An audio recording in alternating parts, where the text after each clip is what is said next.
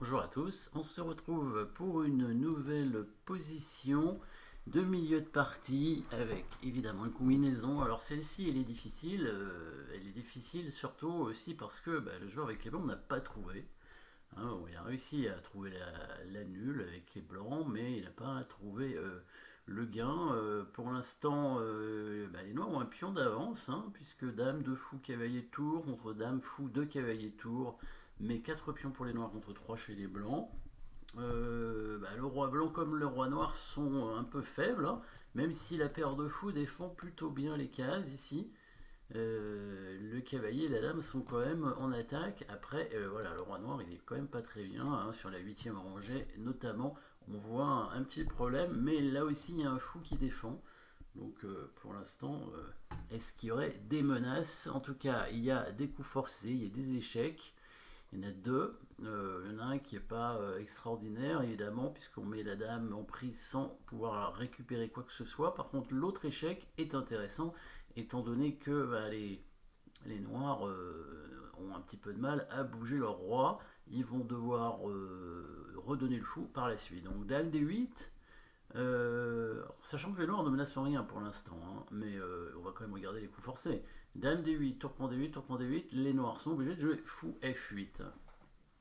Voilà, fou f8, et ici, après fou f8, donc il y a le coup forcé, tour prend f8 évidemment, et il y a un autre coup forcé qui a été joué d'ailleurs dans la partie, donc dame d8, tour prend d8, tour prend d8, fou f8, le coup forcé, tour prend f8, échec. Évidemment, c'est le coup qu'on va regarder en priorité, mais je peux vous montrer un peu ce qui s'est passé dans la partie. Les blancs ont préféré une menace de mat, et ensuite ils vont faire une poursuite. Donc ils font le coup g5, dans l'idée, menacer mat en 2 coups, prendre le fou et mettre la tour en g8 pour faire mat.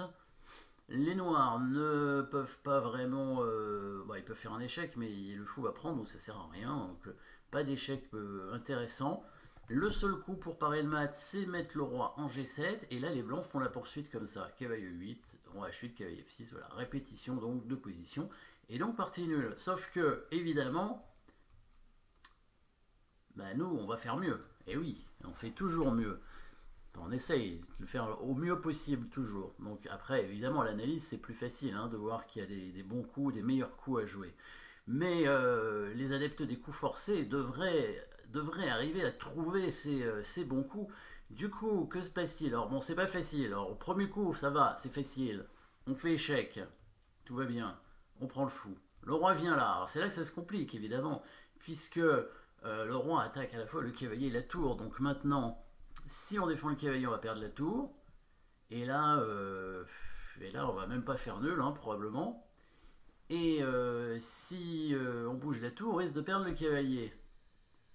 À moins que vous avez peut-être trouvé le coup. Là, vous pouvez évidemment mettre la pause pour essayer de trouver le coup qui permet d'empêcher le roi de prendre le cavalier quand la tour va bouger. Voilà, c'est ça toute l'idée, c'est que la tour va bouger et seulement après, on va avancer le pion pour menacer mat.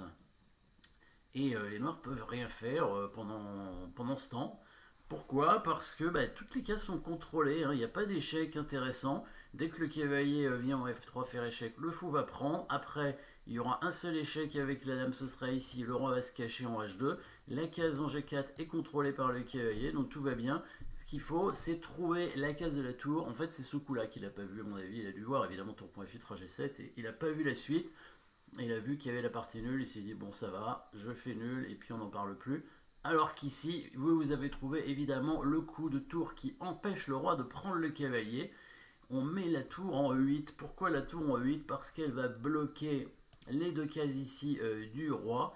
Quand le roi va prendre le cavalier, évidemment vous avez vu le bon coup, le meilleur coup de la partie dans cette position, le mat en un coup avec le coup fou des 4. Et oui, petit mat sympathique que les blancs n'ont pas vu. Et du coup, que se passe-t-il ici? Les noirs sont en danger, sachant qu'il y a une autre menace discrète. Alors la menace discrète, c'est moins une menace quand même. Il y a une autre menace, mais elle est moins menaçante évidemment.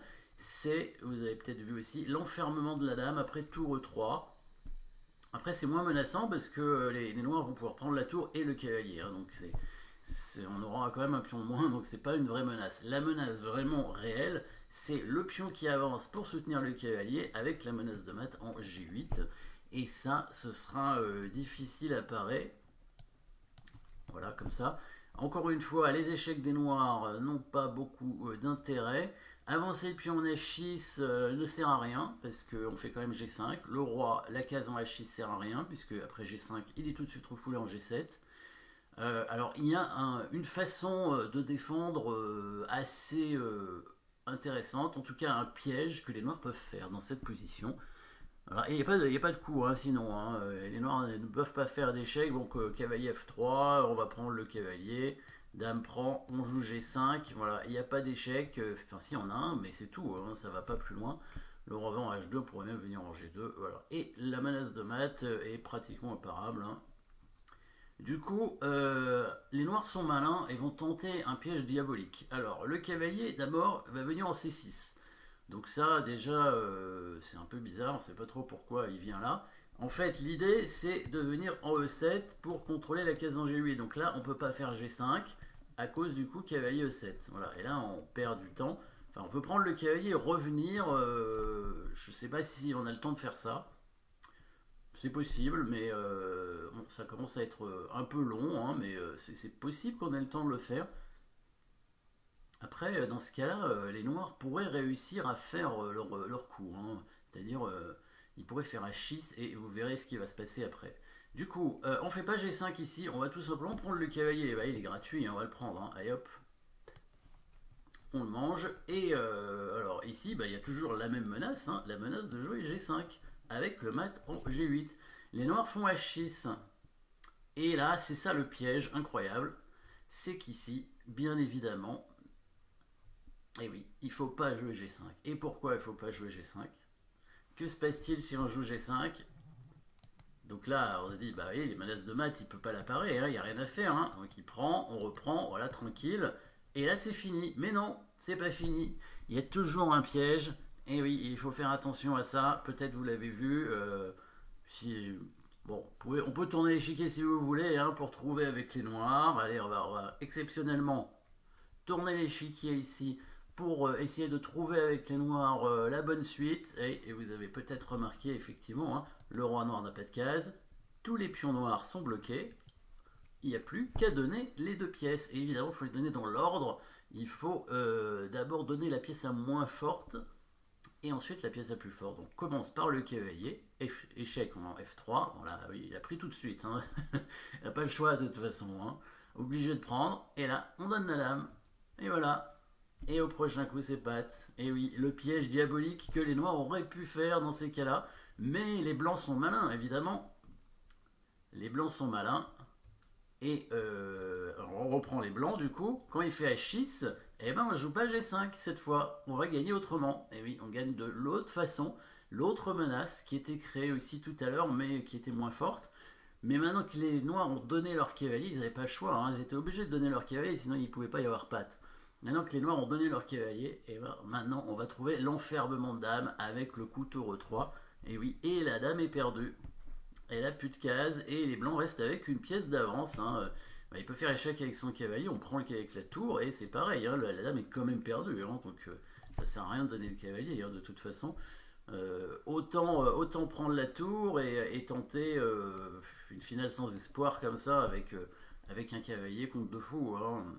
Voilà, donc là c'est perdu évidemment. Hein. Les blancs vont aller rapidement prendre ce pion avec le fou et aller à dame. Hein. Donc c'est facile. Voilà, petite combinaison quand même compliquée. Hein. Les blancs, un grand maître avec les blancs, il l'a pas vu. Hein.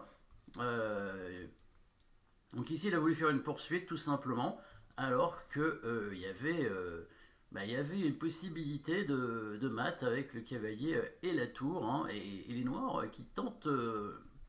qui peuvent tenter hein, une défense diabolique. Hein. Mais du coup, c'est le gain de la dame avec le blocage de la dame. Voilà. Merci d'avoir suivi cette position et à très bientôt.